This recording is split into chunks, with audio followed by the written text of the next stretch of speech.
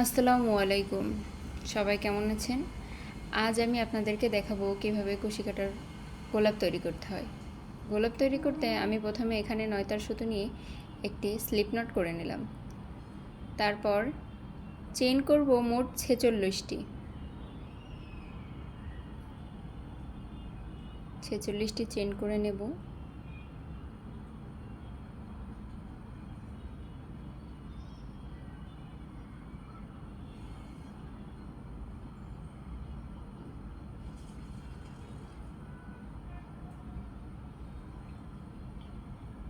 দেখতে পাচ্ছেন আমি চেইন করতেছি।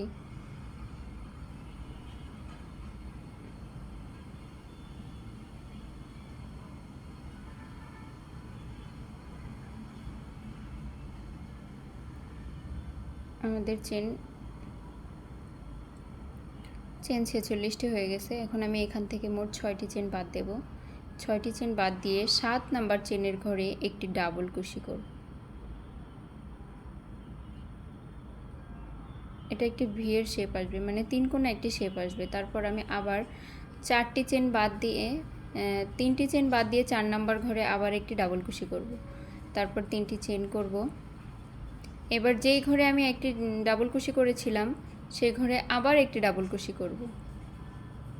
দেখতে পাচ্ছেন এখানে ত্রিভুজ আকৃতি হয়ে গেল। আবার 3টি চেন বাদ দিয়ে 4 নাম্বার চেনের ঘরে দেখুন 1 2 3 3 নাম্বার চেন বাদ দিয়ে 4 নাম্বার চেনের ঘরে আবার একটি ডাবল কুশি করব। এবার 3টি চেন করব। এবার যেই ঘরটিতে আবার ডাবল কুশি করেছিলাম সেখানে আবার একটা ডাবল কুশি করে নেব। তাহলে এখানে একটা ত্রিভুজ আকৃতির ঘর তৈরি হবে, যেটা আমাদের ফুল তৈরি করতে লাগবে, ফুলের পাপড়ি তৈরি করতে। দেখতে পাচ্ছেন আমি আবার একটি ডাবল কুশি করে নিলাম, 3টি চেন করলাম। আবার ডাবল কুশির যে ঘরটা ছিল ওইখানে একই ঘরের ভিতরে আবার একটি ডাবল কুশি করলাম। এভাবে সেম আমি আবার আরেকটি দেখাচ্ছি। এই যে 4 নাম্বার ঘরে আর কি 3টি বাদ দিয়ে 4 নাম্বার ঘরে একটি চেন করব এবং আবার 3টি চেন করে নিয়ে একটা ডাবল কুশি করব। দেখতে পাচ্ছেন 3 কোণা শেপের একটা ঘর হয়েছে। এই ঘরগুলোতে আমাদের পাপড়ি তৈরি করতে হবে। তো আমি বাদবাকি চেনগুলো করে নিচ্ছি, বাদবাকি ঘরগুলো করে নিচ্ছি। শেষের দিকে চলে এসেছি। দেখুন শেষের ঘরটাতে আমরা একটা ডাবল কুশি করব। একটা ডাবল কুশি করার পর 3টে চেইন করব। 3টা চেইন করে যেইটা ডাবল কুশি করেছিলাম সেইখানে আবার একটা ডাবল কুশি করে দেব। দেখতে পাচ্ছেন আমাদের সম্পূর্ণটা হয়ে গেছে ঘর তৈরি করা। এবার আমি 2টা চেইন করব। চেইন করে এটা ঘুরিয়ে নেব, নিয়ে এই যে 3 কোণা যে ঘরটা দেখতেছেন, যে 3টা চেনের একটা ঘর ছিল, এইখানে মোট 8টা ডাবল কুশি করব। 4 5 6 7 8 8টি চেন হয়ে 8টি ডাবল কুশি, সরি 7টি হয়েছে, এখন আরেকটি 8টি। তো 8টি ডাবল কুশি করার পরে এই যে একটা যে মাথা ছিল ওইখানটাতে আমরা যে ত্রিভুজের এক কোণায় আমি ওটা জয়েন্ট করে দিয়েছি একটা সিঙ্গেল কুশি দিয়ে। আবার পরের ঘরে যে 3টা চেনের জায়গাতে আমি আবার ডাবল কুশি করব 8টি। 4 5 6 7 8। দেখতে পাচ্ছেন আমি কিন্তু এই 3 চেনের ঘরে জয়েন করতেছি না, আমি ত্রিভুজের মাথায় কোণায় যে আর একটা ফাঁকা জায়গা ছিল একটু জয়েনের মাথায়, সেইখানে আমি জয়েন করেছি সিঙ্গেল কুশি দিয়ে। আমি আবার 8টি চেন করে নিচ্ছি আরেকটি পাপড়ি তৈরি করার জন্য।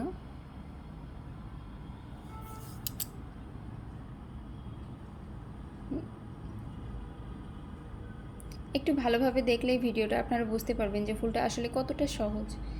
এত সহজ আর এত সুন্দর একটা ফুল, ভিডিওটা ভালোভাবে দেখলে আপনারা যে কেউ এটা তৈরি করতে পারবে।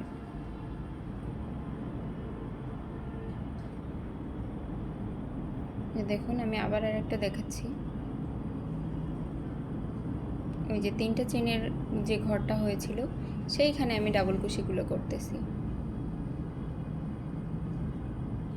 4 5 6 7 8। এই যে আমি আবার একটা সিঙ্গেল কুশিতে জয়েন করে দিলাম।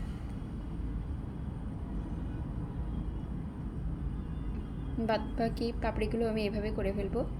যে দেখুন আমি শেষের দিকে চলে এসেছি।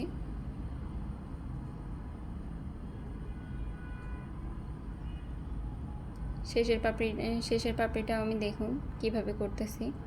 এই একইভাবেই সম্পূর্ণটাই হবে। যেভাবে 8টি চেইন করার পরে ওই কর্নারে জয়েন দিতে হবে সিঙ্গেল কুশি দিয়ে। 8টি ডাবল কুশি করে ওই ঘরটাতে, যে এইখানটাতে দেখুন আমি কিন্তু আবারও বলছি, আমি 3 নাম্বার চেনের ঘরে জয়েন করিনি, আমি ওই যে ত্রিভুজের যে একটা কোণা হয়েছিল সেইখানে জয়েন করেছি। আমি এখানে মোট 7টি ডাবল কুশি করব। 4 5 6 7। 7টি ডাবল কুশি করার পর আমি মোট 2টি চেন করব।